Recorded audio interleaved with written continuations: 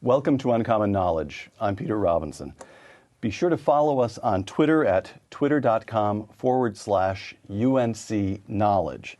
That's twitter.com/UNC Knowledge. Dr. Thomas Sowell has taught economics, intellectual history, and social policy at such institutions as Cornell, UCLA, and Amherst. The author of more than a dozen books, Dr. Sowell is now a senior fellow at the Hoover Institution. His newest work, Intellectuals and Society.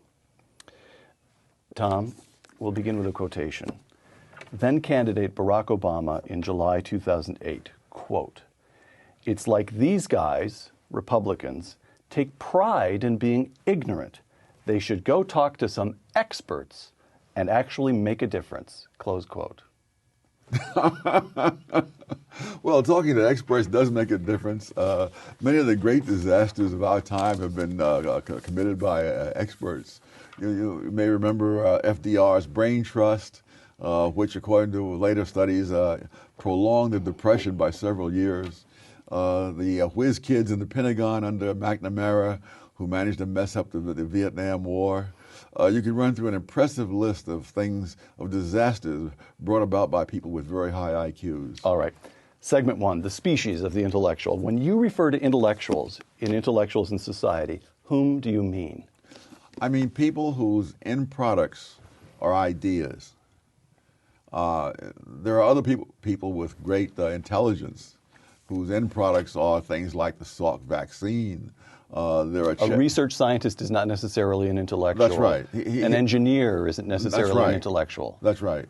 Because the engineer is judged by the end product, which is not simply ideas. If he builds a building that collapses, it doesn't matter how brilliant his idea was, he's ruined. Conversely, if an intellectual who's brilliant has an idea for rearranging society, and that ends in disaster, he pays no price at all. I see. Let me quote Intellectuals in Society, quote, "The fatal misstep of intellectuals is assuming that superior ability within a particular realm can be generalized to superior wisdom or morality overall. Chess grandmasters, musical prodigies, and others who are as remarkable within their respective specialties as intellectuals within theirs seldom make that mistake." Explain that. Why would it? Well, let's take an example. Noam Chomsky, whom you write about in Intellectuals in Society, whose work in linguistics, in the first place, I can't understand it, but as best I can tell, everyone who understands his technical work within the field, within his discipline of linguistics, considers him one of the great figures of the 20th century. And his work in politics? Absurdity. The same could be said of Bertrand Russell and his landmark works on mathematics and other people in other fields, but they step outside their fields. And when you step outside your level of specialty, sometimes that's like stepping off a cliff. And why is it that intellectuals, that is to say people whose end product is ideas, should succumb to that temptation more than, to use your example, a chess grandmaster? Because a chess grandmaster can be world famous for doing absolutely nothing more than winning chess tournaments and making displays, as many of them do, of playing 5 chess games simultaneously while blindfolded. So Bobby Fischer had no need to opine on the politics of the day because he was getting rich and famous and making a brilliant career for himself within his narrow profession. That's right. That's right. But intellectuals, what? They languish in obscurity, no matter how smart. Well, the whole question of when is someone well known or not came up during the visit of Jim Flynn from New Zealand here a few years ago. He's one of the world's authorities on IQ tests.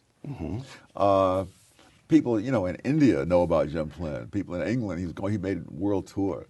But I doubt if the people in the next block from where he lives know who he is. I see. All right. It is far easier to concentrate, again, I'm quoting from Intellectuals in Society, it is far easier to concentrate power than to concentrate knowledge. Yes. What bearing has that got on the influence that intellectuals have over society as a whole? Because they believe that since knowledge is concentrated in people like themselves, what needs to be done is, in a quote from President Obama, is to put more power in the hands of the experts. So the intellectual temptation is to say, look, we already know everything. That's right. If only we also had The power. all the power, Yes. everything would be just fine. Yes. And what's wrong with that view? Why isn't that a sensible view? One, they don't know everything. They don't know 1/10 of everything.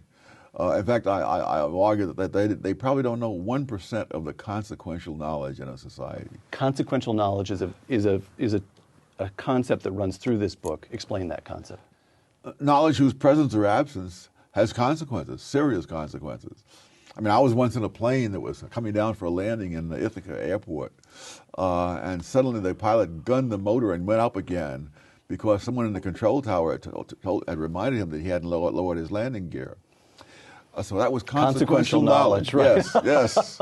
I was just delighted that that person had his eyes open and his mind on his work.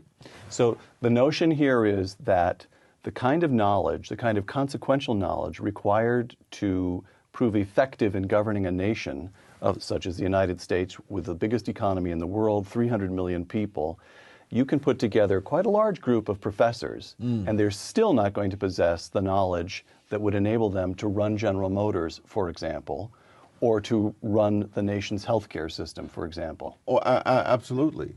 In fact, one of the things that has happened all around the world in the 20th century was that all sorts of countries have tried central planning. Now, the guys who run the central planning, they usually have advanced degrees from prestigious institutions. They have mountains of statistics sitting there, and they have all the experts in the country at their beck and call. And yet when you take the power out of their hands and return it to the market, then all the hundreds of millions of people who don't have any of those things usually end up with a higher rate of growth and a more rapid decline in poverty. Because consequential knowledge by its nature tends to be diffused, widely diffused. Yes, yes. All right. Segment 2, intellectuals and economics. We've already touched on this. 2 quotations.